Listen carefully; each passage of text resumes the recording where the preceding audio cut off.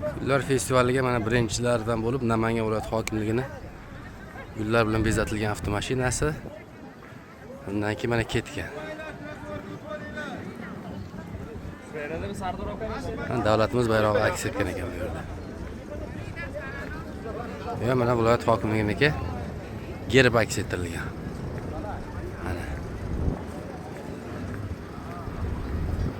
Mana bu yerda yangi O'zbekiston monumenti. Wow. Ham go'zal bezalgan.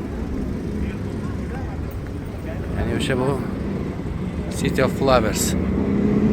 Oh, bu yerda mana mototsiklda kelyapti.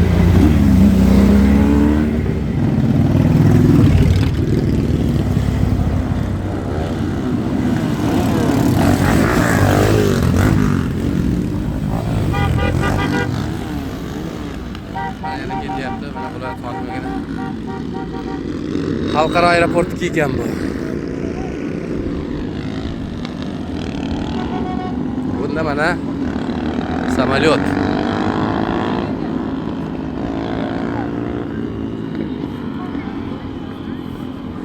Gullar festivali umuman avtomashinalar, gullarga burgan avtomashinalar paradiga tayyorgarliklar mana hozir.